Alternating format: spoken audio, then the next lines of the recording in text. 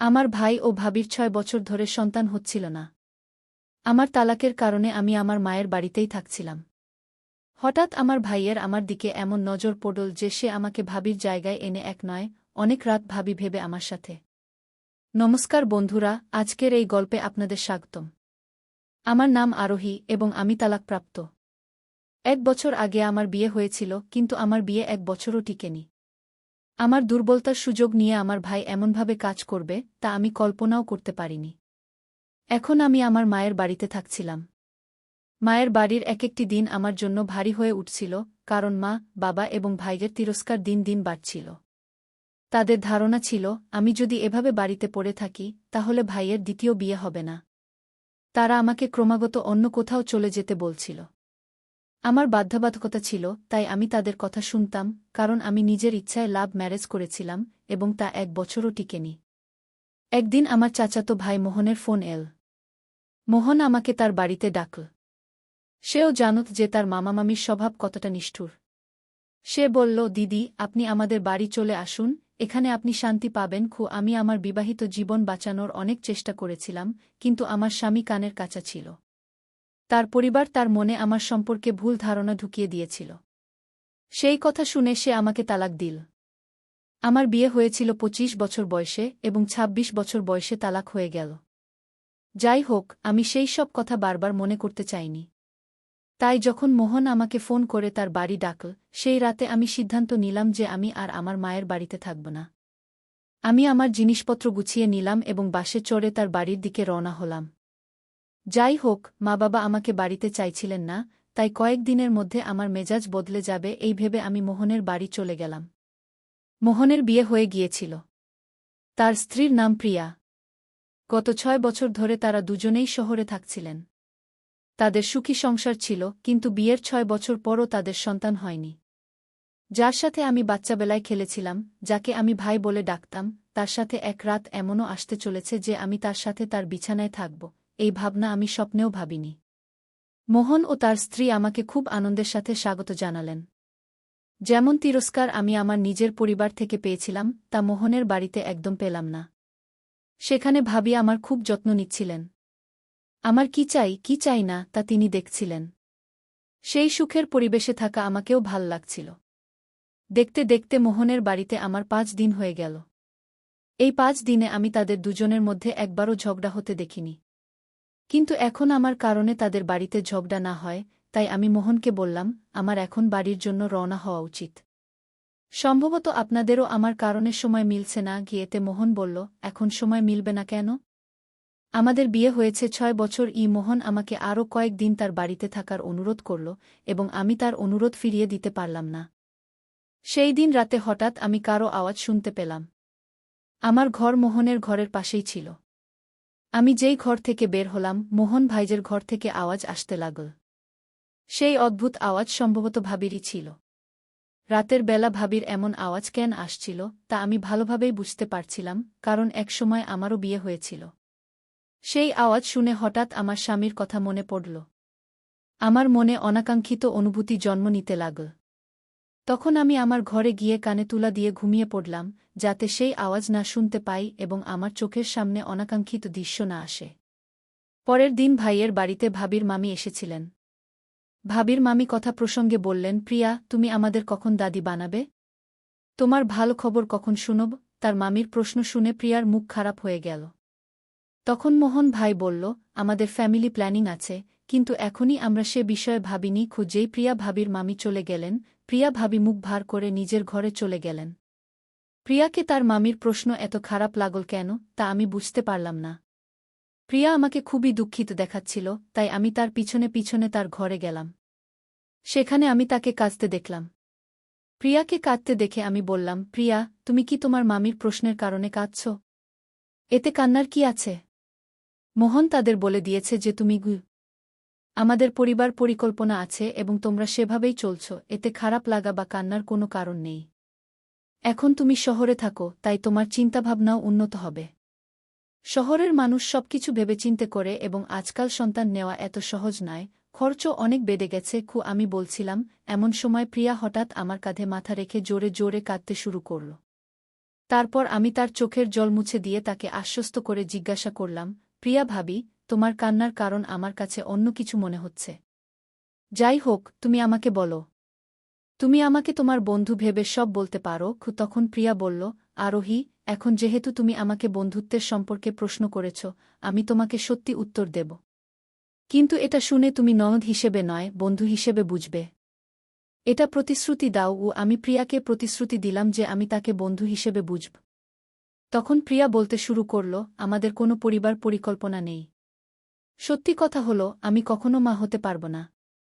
আমার মধ্যে এমন একটা সমস্যা আছে যে আমি মা হওয়ার উপযুক্ত নই। আমি প্রিয়াকে বুঝিয়ে বললাম, এতে এত চাপ নেওয়ার কি দরকার? তুমি একদম চাপ নিও না। আল্লাহর ইচ্ছা হলে সব ঠিক হয়ে যাবে। যদি তোমরা পিতামাতা হওয়ার সুখ চাও, তাহলে তোমরা অনাথ আশ্রম থেকে একটা বাচ্চা নিতে পারো। এতে তোমারও মাতৃত্ব মিলবে, আর সেই বাচ্চারও একটা ভালো জীবন হবে। এতে প্রিয়া বলল, যদি আমাদের বাচ্চা নিতে হতো, তাহলে আমরা অনেক আগেই নিয়ে ফেলতাম। কিন্তু আমরা এমন কিছু করতে চাই না। মোহন এবং আমি শুধু আমাদের নিজের বাচ্চা চাই। আমার মধ্যে যে সমস্যা আছে তা যদি সমাজে জানাজানি হয়ে যায়, তাহলে আমার খুব বদনাম হবে। আর আমরা তা চাই না। প্রিয়ার উত্তর শুনে আমি তাকে শুধু এতটুকু বললাম, তুমি তোমার চেষ্টা ছেড়ো না। একদিন না একদিন তুমি নিশ্চয়ই মা হবে। সেই দিন সন্ধ্যায় ভাই এবং প্রিয়া ভাবি আমাকে তাদের সঙ্গে একটা পার্টিতে নিয়ে যাওয়ার জিদ করতে লাগল। সেই পার্টি ছিল ভাইয়ের অফিসের এক বন্ধুর। আমি তাদের সঙ্গে যেতে রাজি হচ্ছিলাম না, কিন্তু প্রিয়া ভাবি বললেন, আমরা বাইরে যাচ্ছি, আর তুমি ঘরে একা থাকবে। আমি চাই না যে আমার প্রিয় ননদ ঘরে একা থাকুক। প্রিয়া ভাবি আমাকে এত জোরাজুরি করল যে আমাকে প্রস্তুত হয়ে তাদের সঙ্গে যেতেই হল। যখন আমি প্রস্তুত হয়ে আমার রুম থেকে বেরিয়ে এলাম, তখন প্রথমে ভাই আমার প্রশংসা করল। ভাই বলল, আরোহী, তুমি খুব সুন্দর দেখাচ্ছ। অনেক দিন পরে আমি এভাবে প্রস্তুত হয়েছি। ভাইয়ের পরে প্রিয়াও আমার প্রশংসা করল। কিছুক্ষণের মধ্যে আমরা সেই পার্টিতে পৌঁছে গেলাম। পার্টিতে পৌঁছে ভাইয়ের পরিচিত লোকেরা এসে প্রিয়া ভাবিকে একই প্রশ্ন করছিল, আপনি গুড নিউজ কখন দেবেন? প্রিয়া ভাবি সবাই এর মাধ্যমে এর অর্থ কী? আমি তাদের একটি বিপরীত প্রশ্ন করেছিলাম, যার উত্তরে তিনি বললেন, তুমি এখন আমাকে প্রতিশ্রুতি দিয়েছ, তাই তুমি আমাকে না বলতে পারবে না। তারপর প্রিয়া ভাবি বলতে লাগলেন, আরোহী, গত 6 বছর ধরে আমি মা হওয়ার জন্য ব্যাকুল হয়ে আছি। এ পর্যন্ত আমরা হাসপাতালে লক্ষাধিক টাকা খরচ করেছি, কতগুলি ইনজেকশন ও ওষুধ আমি নিয়েছি, কিন্তু কোনো লাভ হয়নি। আমার ইচ্ছা, আমার ও মোহনের সন্তান তোমার গর্ভে বেড়ে উঠুক, আর মোহন ও তোমার সন্তান আমার গর্ভে। আমি জিজ্ঞাসা করলাম, তাহলে? আমার কথা শুনে প্রিয়া ভাবি বললেন, এর মানে হল, যতদিন তুমি গর্ভবতী না হও, ততদিন তুমি কিছু রাত মোহনের সাথে কাটাবে। প্রিয়া ভাবির কথা শুনে আমার পায়ের নিচে মাটি সরে গেল। যার সাথে আমি ছোটবেলায় খেলেছি, যাকে কাল পর্যন্ত আমি ভাইজা বলে ডেকেছি, আজ তার স্ত্রী আমাকে তার সাথে রাত কাটানোর প্রস্তাব দিচ্ছে। আমি প্রিয়া ভাবিকে বললাম, আপনি কি সচেতন? আপনি কি বুঝতে পারছেন আপনি কি বলছেন? তিনি উত্তর দিলেন, হ্যাঁ, আমি সব ভেবেচিন্তেই বলেছি। তোমাকে এই কাজ বিনামূল্যে করতে হবে না। সেদিন প্রিয়া ভাবি আমাকে বললেন, মোহন ও আমি তোমাকে 1 লাখ টাকা দেব এবং একটি বাড়িও দেব। আমরা জানি তোমার বাবা মা ও ভাই তোমাকে অনেক কষ্ট দেয়। ভাবির এই কথা আমাকে ভাবতে বাধ্য করল। আমার নিজের একটি বিউটি পার্লার খোলার ইচ্ছা ছিল, যাতে আমি নিজে উপার্জন করতে পারি এবং সুখে জীবনযাপন করতে পারি। আমি বেশি দিন বাবা মায়ের উপর নির্ভর করে থাকতে পারতাম না। আমি তাদের কাছ থেকে 1 লাখ নিয়ে একটি ছোট পার্লার কোর্স করেছিলাম, কিন্তু বড় পার্লারের জন্য প্রফেশনাল কোর্স করা প্রয়োজন ছিল। এই টাকা দিয়ে আমি একটি ভালো ও ব্যয়বহুল প্রফেশনাল কোর্স করতে পারতাম। শুধু তাই নয়, আমি আমার বড় পার্লারও খুলতে পারতাম, যেখান থেকে আমার ভালো আয় শুরু হতো। শেষ পর্যন্ত আমি ভাবির দেওয়া প্রস্তাব মেনে নিলাম এবং তাদের সন্তান জন্ম দিতে রাজি হলাম। কিন্তু আমি ভাবিকে জিজ্ঞাসা করলাম, এইসব বিষয়ে ভাইজাও কি জানেন? তখন ভাবি বললেন, তোমার ভাইজাও এজন্য রাজি আছে। আর হ্যাঁ, আজ থেকে তাকে ভাইজা বলে ডেকো না, তাকে মোহন বলে ডাকো। তারপর তিনি আমাকে ভাইয়ারের ঘরে নিয়ে গেলেন। আমাকে দেখে ভাইয়া দাঁড়িয়ে গেলেন। ভাবি তাকে দেখে হ্যাঁ সূচক মাথা নাড়লেন। তারপর ভাইজা আমাকে জিজ্ঞাসা করলেন, আরোহী, তুমি কি সত্যিই রাজি? আমি উত্তর দিলাম, হ্যাঁ ভাই। তখনই ভাবি তাড়াতাড়ি বললেন, এখন থেকে ভাই নয়, শুধু মোহন বলো। ভাবি ও ভাইয়ার তাদের নিজের সন্তান চাইছিলেন। ভাবি মা হতে বড় ত্যাগ স্বীকার করার সিদ্ধান্ত নিয়েছিলেন। আমার বয়স তখন ২৬ বছর হয়ে গিয়েছিল, এবং আমি জানতাম না যে আমি ভবিষ্যতে বিয়ে করব কিনা। যদি আমি কারো সাহায্য করতে পারতাম, তবে কেন আমি তা করতে অস্বীকার করব? যাই হোক, মোহন আমার ফুফাতো ভাই ছিল এবং সে আমার থেকে বড় ছিল, তাই আমাদের বিয়ে হতো না। ছোটবেলা থেকেই আমাদের শুধু ভাইবোনের সম্পর্ক ছিল। কিন্তু আমি সব ভুলে যাওয়ার সিদ্ধান্ত নিলাম। আমি আমার কাজের টাকা এবং আমার প্রাপ্য বাড়ি পেতে যাচ্ছিলাম, যার ফলে ভবিষ্যতে আমাকে কারো কাছে হাত পাততে হবে না। আমি দৃঢ় সিদ্ধান্ত নিয়েছিলাম যে আমি বাবা মায়ের কাছে ফিরে যাব না। কয়েক মাসের মধ্যেই আমার বাবা মা আমার জীবন দুর্বিষহ করে তুলেছিলেন। আমি আমার চিন্তায় ডুবে গিয়েছিলাম, এমন সময় হঠাৎ ভাবির কণ্ঠ শুনতে পেলাম। তিনি বললেন, আমরা এখনই পার্টি থেকে ফিরেছি, তুমিও ক্লান্ত হবে, তাই আজ বিশ্রাম করো। আমরা যা সিদ্ধান্ত নিয়েছি তার শুরু হবে কাল থেকে। আমি হ্যাঁ সূচক মাথা নাড়লাম এবং আমার ঘরে চলে গেলাম। সময় দ্রুত কেটে গেল এবং পরের দিন চলে এল। রাতে খাবার পর আমি আমার ঘরে চলে গেলাম। কিছুক্ষণ পর ভাবি আমার ঘরে এলেন। তার হাতে একটি নাইট গাউন ছিল। ভাবি আমাকে যে নাইট গাউন পরতে দিয়েছিলেন তা বেশ বোল্ড ছিল।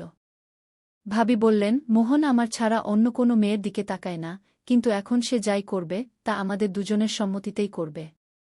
আমি জানি সে তোমার কাছে আসতে কতটা সংকোচ বোধ করে। তোমাকে এই বোল্ড নাইট গাউনে দেখলে তার সংকোচ দূর হয়ে যাবে, তাই আমি তোমাকে এই পোশাক দিচ্ছি। তুমি এই পোশাকে দেখলে সে তোমার প্রতি আকৃষ্ট হবে। ভাবির কথা মতো আমি সেই হট গাউন পরলাম। তার ঘরে যাওয়ার আগে ভাবি বললেন, মনে রেখো, এটা শুধু একটি ডিল। এই ডিল ছাড়া অন্য কোনো চিন্তা মাথায় আনো না। সেই মুহূর্তে আমি শুধু আমার ভবিষ্যতের কথা ভেবে মোহনের কাছে যাচ্ছিলাম। আমি হ্যাঁ সূচক মাথা নাড়লাম এবং ভাবির সাথে তার ঘরে চলে গেলাম। মোহন তার ঘরে কোথাও দেখা যাচ্ছিল না, সে হলে ছিল না। ভাবি তাকে তার ঘরে ডাকলেন, তখন সে বাথরুমে ছিল। তারপর ভাবি বললেন, আরোহী ঘরে এসেছে। এতে মোহন বলল, আমি ফ্রেশ হয়ে আসছি। কিন্তু যতক্ষণ আমি বাইরে আসি, ঘরের লাইট। বৌদি বোধ হয় বুঝে গিয়েছিলেন, সম্ভবত তিনি সামনে আসতে সংকোচ বোধ করছিলেন। বৌদি ঘর থেকে বেরিয়ে গেলেন এবং আমি ঘরের লাইট বন্ধ করে দিলাম। তারপর আমি গিয়ে বিছানায় বসলাম। মোহন বাথরুম থেকে বেরিয়ে এসে আমার পাশে বসে গেল। সেই মুহূর্তে আমার মুখ থেকে একটি শব্দ বের হচ্ছিল না, আর মোহনও কিছু বলছিল না। পরে হঠাৎ সে আমার গলায় হাত দিল, এবং এরপর যা ঘটল তা আমি কখনো কল্পনাও করিনি। আমার কাছে এসব একেবারেই ভালো লাগছিল না, কিন্তু তখন আমি মনে রেখেছিলাম যে এটি শুধু একটি চুক্তি। যদি আমার ভবিষ্যৎ সুখময় করতে হয়, তবে আমাকে এই কাজগুলো করতেই হবে এবং এই ব্যথা সহ্য করতেই হবে। যাই হোক, আমি তো এক দম্পতিকে পিতামাতা হওয়ার সুখ দিচ্ছিলাম। যেমন আমি সেই রাত মোহনের সাথে কাটিয়েছিলাম, তেমনি যতদিন পর্যন্ত না আমি গর্ভাবস্থার লক্ষণ অনুভব করলাম, ততদিন আমি প্রতিদিন রাত মোহনের সাথে কাটাতে লাগলাম। এখন আমি নিজেই ঘরে অন্ধকার করে দিতাম, কারণ মোহনও এটাই চাইত। দেখতে দেখতে পুরো 1 মাস পর আমি গর্ভাবস্থার লক্ষণ অনুভব করতে লাগলাম। আমার তীব্র খাবার ইচ্ছা এবং মাথা ঘোরা শুরু হল। মোহনের এক বন্ধু ডাক্তার ছিলেন মোহন, তিনি আমাকে চেকআপের জন্য তার বন্ধুর হাসপাতালে নিয়ে গিয়েছিলেন। ডাক্তার আমাকে গর্ভবতী হওয়ার সুখবর দিলেন, যা শুনে মোহন এবং প্রিয়া ভাবির মুখে আনন্দ দেখার মতো ছিল। আমিও তাদের আনন্দে শরিক ছিলাম। এখন ভাবি এবং মোহন আগের চেয়ে বেশি আমার যত্ন নিতে শুরু করেছিলেন। মোহনের আমার প্রতি চিন্তা অনেক বেড়ে গিয়েছিল। সে সব আত্মীয় স্বজনকে জানিয়ে দিয়েছিল যে ভাবি গর্ভবতী। তাদের উপর যে বড় দাগ ছিল তা শীঘ্রই মিটে যাচ্ছিল। তারা যদিও তাদের স্ত্রীর সন্তান হওয়ার অজুহাত তৈরি করছিলেন, কিন্তু গ্রামে কিছু মহিলা ভাবিকে বন্ধা বলতে শুরু করেছিল। দ্রুততার সাথে তাদের হাতে তাদের সন্তান দিয়ে তাদের এই তিরস্কার থেকে মুক্তি দিতে হবে। শহরে তাদের বাড়িতে বেশি আত্মীয় আসত না, যারা আসত মোহন তাদের ফোনেই টালবাহানা করে দিত। এখন তো মোহন অফিসে যাওয়ার সময় বাড়ি বাইরে থেকে তালা দিয়ে দিত, যাতে কেউ বাড়িতে এলে তালা দেখে ফিরে যায়। এভাবে করলে আমি কারো সামনে আসতে পারতাম না এবং ভাবির পেট দেখানোর প্রশ্নই উঠত না, যাতে তাদের কারো প্রশ্নের মুখোমুখি হতে না হয়। কখনো কখনো ভাবি বাইরে কিছু কিনতে যেতেন, এর জন্য তিনি অনলাইনে নকল পেট অর্ডার করেছিলেন, যা বাইরে যাওয়ার সময় তিনি তার পেটে লাগিয়ে নিতেন, যাতে তিনি গর্ভবতী দেখায়। ভাবি আগে থেকেই পরবর্তী প্রস্তুতি নিয়ে রেখেছিলেন। আমি আমার বাবা মাকে বলেছিলাম যে আমি শহরে চাকরি করছি, তাদের বাড়িতে ফিরে যাওয়া আমার জন্য ঠিক হবে না, এবং এই বিষয়টি আমি আগেই বুঝে ফেলেছিলাম। প্রথম 4 মাস ডাক্তার খুব সতর্ক থাকার পরামর্শ দিয়েছিলেন। ধীরে ধীরে 5ম মাসও কেটে গেল এবং 6ষ্ঠ মাস শুরু হয়ে গেল। এখন আমার পেট দেখা যাচ্ছিল। যেদিন থেকে আমি গর্ভবতী হয়েছিলাম, মোহন এবং ভাবি আমাকে তাদের রুমে থাকার জন্য দিয়েছিলেন, কারণ সেখানে এসি ছিল। তারা আমাকে সব ধরনের সুবিধা দিচ্ছিলেন। হঠাৎ এক রাতে আমার মনে হতে লাগল কেউ বারবার আমার কাছে আসছে। এক রাতে আমি দেখলাম মোহন আমার পেটের কাছে বসে আছে, সে আমার পেটে হাত বুলাচ্ছিল। সে একজন বাবা ছিল যে তার সন্তানকে অনুভব করছিল, তাই আমি তাকে কিছু বলিনি। কিছুদিন এভাবেই চলতে থাকল। গর্ভাবস্থার কারণে কখনো কখনো রাতে আমার ঘুম আসত না, এবং হঠাৎ করেই রুমের ছোট লাইটও বন্ধ হয়ে যেত। তখন আমার মনে হতো কেউ আমার কাছে আসছে। আমার কাছে আসা কেউ নয়, মোহনই ছিল। সেই বাড়িতে পুরুষ একমাত্র সেই ছিল। সে আমার পেটে হাত বুলাতে বুলাতে হঠাৎ করেই আমার খুব কাছে চলে আসত এবং আমার সাথে উপরে নিচে হাত পা চালানোর চেষ্টা করত। এক রাতে সে আমার সাথে অস্বাভাবিক আচরণ করার চেষ্টা করল। আমি এ বিষয়ে ভাবিকে জানালে তিনি বললেন, তুমি কিছু বকচ্ছ? মোহন রোজ আমার কাছে ঘুমায়, সে আমার চেয়েও বেশি আমাদের সন্তানের যত্ন নেয়। যদি সে তোমার সাথে কিছু করত, তাহলে তুমি আমার সামনে দাঁড়িয়ে এত কথা বলতে পারতে না। ভাবি আমার কথা মিথ্যা মনে করেছিলেন, কিন্তু এখন মোহন রোজ আমার কাছে আসতে শুরু করেছিল। ভাবি আমাকে বোঝানোর চেষ্টা করেছিলেন যে এটি শুধু আমাদের চুক্তি, কিন্তু তিনি তার স্বামীকে এটা বোঝাতে ভুলে গিয়েছিলেন। কি মোহন কি আমার প্রতি ভালোবাসা অনুভব করতে শুরু করেছিল? যদিও সে আমার প্রতি ভালোবাসা অনুভব করতে শুরু করেছিল, কিন্তু আমি তাকে ভালোবাসতাম না। এক রাতে মোহন আবার আমার রুমে এল, তখন রুমে সম্পূর্ণ অন্ধকার ছিল। সে আমার কাছে এসে আমার শরীরে হাত বুলাতে লাগল। আমি বারবার তাকে দূরে সরিয়ে দিচ্ছিলাম, কারণ আমার ভারী পেট সামলাতে পারছিলাম না, এবং ঠিক তখনই মোহনের অস্বাভাবিক আচরণ শুরু হয়ে গেল। আমার মনে নানা রকম চিন্তা আসছিল। আমি বারবার তাকে বলছিলাম, তুমি কি করছ? কিন্তু সে কিছু না বলে তার কাজ চালিয়ে যাচ্ছিল। সে আমার শরীরে হাত বুলাতে বুলাতে আমার বুক চেপে ধরল এবং নিচে হাত চালানো শুরু করল, যা আমাকে খুব কষ্ট দিচ্ছিল। পরের দিন সকালে যখন ভাবি আমার রুমে এলেন, তখন সকাল ৮টা বেজে গিয়েছিল। আমার বিছানা থেকে উঠতেও কষ্ট হচ্ছিল। ভাবি আমার অবস্থা দেখে আমার কাছে এসে আমাকে বিছানা থেকে উঠতে সাহায্য করলেন। তখন আমার পেটে খুব ব্যথা হচ্ছিল। যখন আমি উঠলাম, তখন দেখলাম আমার বিছানা নষ্ট হয়ে গেছে। ভাবিও এটা দেখে খুব ভয় পেয়ে গিয়েছিলেন। তিনি তড়িঘড়ি আমাকে হাসপাতালে নিয়ে গেলেন, যেখানে আমার চিকিৎসা শুরু হল। ডাক্তাররা আমার চেক আপ করলেন এবং ভাবিকে সেই কথাই বললেন যা আমি আগে থেকেই তাকে বলছিলাম। ডাক্তাররা সঠিক ওষুধ দিলেন, যাতে কিছুটা পরিস্থিতি নিয়ন্ত্রণে এল, কিন্তু ডাক্তার বললেন যে ভবিষ্যতে এমন হওয়া উচিত নয়, না হলে সন্তান এবং মা উভয়ের জীবনই বিপন্ন হতে পারে। গর্ভবতী মহিলার সঠিক যত্ন নেওয়া উচিত এবং ভুলবশত আবার যেন স্বামী তাদের সাথে এমন আচরণ না করে, এই কথা ডাক্তার ভাবির সামনে স্পষ্টভাবে বলেছিলেন। তারপর আমরা বাড়ি ফিরে এলাম। এখন ভাবি সম্পূর্ণ শান্ত ছিলেন। তারপরই আমি প্রথম কথা শুরু করলাম। আমি তাদের কিছুদিন আগে আমি ভাবিকে বলেছিলাম যে রাতে মোহন আমার ঘরে আসে, সে শুধু পেটে হাত বুলায় না, বরং আরও অন্যায় কাজ করার চেষ্টা করে। কিন্তু আপনি আমার কথা বিশ্বাস করেননি। আজ ডাক্তার যা বলেছেন তা থেকে আপনি বুঝে গেছেন যে আমি মিথ্যা বলছিলাম না। তখন ভাবি আমার কাছে ক্ষমা চাইলেন। তিনি বললেন, আরোহী, আমাকে ক্ষমা করে দাও। আমি তোমার কথা গুরুত্ব সহকারে নিইনি। পুরুষের স্বভাব কখনো বদলায় না, এটা আমি ভুলে গিয়েছিলাম। আমার নিজের ভালোবাসা এবং মোহনের উপর সম্পূর্ণ বিশ্বাস ছিল। আমি কখনো ভাবিনি যে সে এমন কিছু করতে পারে।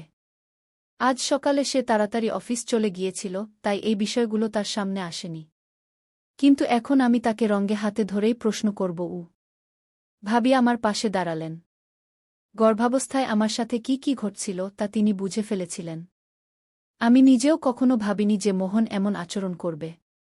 গর্ভাবস্থায়ও আমি এমন অন্যায় কাজের শিকার হচ্ছিলাম। আজ রাতেও আমি আমার পেটে তার হাত অনুভব করছিলাম। কিছুক্ষণ পর মোহন আবার অস্তাচরণ শুরু করল। যখন সে আমার গাউন নিচে টানতে লাগল, আমি জোরে চিৎকার করতে শুরু করলাম। আজ মোহন সীমা ছাড়িয়ে গিয়েছিল। সে আমার মুখে হাত দিয়ে আমার আওয়াজ বন্ধ করার চেষ্টা করল। ঠিক তখন ঘরের লাইট জ্বলে উঠল। লাইট জ্বলামাত্র সে তার মুখে হাত দিয়ে আমার থেকে দূরে সরে গেল। আমি নিজেকে সামলে নিয়ে বিছানা থেকে উঠলাম। তখন আমি যে ব্যক্তিকে সামনে দেখলাম, তাকে দেখে আমার এবং ভাবির চোখ ছানাবড়া হয়ে গেল। কারণ সে মোহন নয়, বরং তার বন্ধু ছিল। কয়েক মাস আগে মোহন আমাকে এবং ভাবিকে তার সেই বন্ধুর বাড়িতে একটি পার্টিতে নিয়ে গিয়েছিল। সেই বন্ধুই আমার ঘরে ছিল। ভাবি তাকে জোরে থাপ্পড় মারলেন, তখন সে সব কথা বলতে শুরু করল। সে কিছু বলতে যাচ্ছিল, ঠিক তখন মোহন সেখানে চলে এল। মোহন তার বন্ধুকে দেখে হতবাক হয়ে গেল। সে তার বন্ধুর কলার ধরে তাকে সেখান থেকে নিয়ে যাওয়ার চেষ্টা করল, কিন্তু ভাবি মোহনকে থামালেন এবং বললেন, এটা এখানে কিভাবে এলো এবং কতদিন থেকে আসছে, আমি সব জানতে চাই। এই নিচকে আমি এখান থেকে যেতে দেব না। মোহন তার বন্ধুকে কিছু বলতে দিচ্ছিল না। মনে হচ্ছিল মোহনেরই এতে হাত আছে। ঠিক তখন ভাবির আওয়াজ এত জোরে হয়ে গেল যে মোহনও এক কোণে গিয়ে দাঁড়িয়ে পড়ল। মোহনের বন্ধুর নাম ছিল ববলু। ভাবি তাকে প্রশ্ন করলেন, তখন সে বলতে শুরু করল। সে বলল, এই ঘরে আসার দ্বিতীয় রাস্তা প্রথমে আমাকে মোহনই দেখিয়েছিল। মোহনই আমাকে এই ঘরে নিয়ে আসত। আমি আরোহীর সাথে এই সব প্রথমবার করছি না। এই সব শুরু হয়েছিল আরোহীকে গর্ভবতী করার পর থেকে। তার পেটে যে বাচ্চা আছে সেটাও আমার। মোহন আমাকে তার সমস্যার কথা বলেছিল। সে আমাকে বলেছিল যে সে কখনো বাবা হতে পারবে না। এই সত্য যেন কখনো সামনে না আসে, তাই সে আমার সাহায্য নিয়েছিল। তার জায়গায় এসে আমি আরোহীকে গর্ভবতী করেছিলাম। তখন থেকে রাতে আরোহীর সাথে মোহন নয়, বরং আমি ছিলাম। ববলুর কথা শুনে ভাবি কাঁপতে শুরু করলেন। দোষ ভাবির নয়, বরং মোহনের ছিল। আর সে এই কথা বিয়ের পর থেকে লুকিয়ে রেখেছিল। সেই দিন সে তার সব মিথ্যা স্বীকার করে নিল। সে ভাবির কাছে ক্ষমা চাইছিল। সে বল যে তার সত্য যেন কখনো সামনে না আসে, তাই সে তার ডাক্তার বন্ধুর মাধ্যমে ভাবির চিকিৎসা করিয়েছিল। মোহনের কথায় তার ডাক্তার বন্ধু ভাবিকে মিথ্যা বলেছিল যে সে কখনো মা হতে পারবে না। বাইরের সমাজে এই সত্য জানাজানি হলে তাদের খুব বদনাম হতো। এই ভয়ে সে এইসব করেছিল। ভাবি মোহনকে ক্ষমা করেননি। আমার বাচ্চার জন্ম পর্যন্ত সে মোহনের সাথে একই ঘরে থাকতেন। বাচ্চার জন্মের পর আমাকে প্রতিশ্রুত টাকা এবং বাড়ি দিয়ে দেওয়া হল। তারপর ভাবি সেই বাচ্চাকে নিয়ে তার মায়ের বাড়ি চলে গেলেন। ভাবি মোহন থেকে দূরে গিয়ে তাকে ভালো শাস্তি দিলেন এবং ববলুকেও জেলের হাওয়া খাওয়ালেন। স্বামী স্ত্রীর সম্পর্কে মিথ্যার কোনো স্থান নেই, কারণ এই সম্পর্ক বিশ্বাসের উপর দাঁড়িয়ে থাকে। এতে শুরু থেকেই মিথ্যা থাকা উচিত নয়, নয়তো সম্পর্কে দূরত্ব তৈরি হতে সময় লাগে না। তাই বন্ধুরা, এটা ছিল আমাদের আজকের ছোট্ট গল্প। আপনাদের এই গল্প কেমন লাগল কমেন্ট করে অবশ্যই জানাবেন। যদি গল্পটি পছন্দ হয় তবে লাইক করুন, বন্ধুদের সাথে শেয়ার করুন এবং আমাদের চ্যানেল সাবস্ক্রাইব করতে ভুলবেন না। ধন্যবাদ।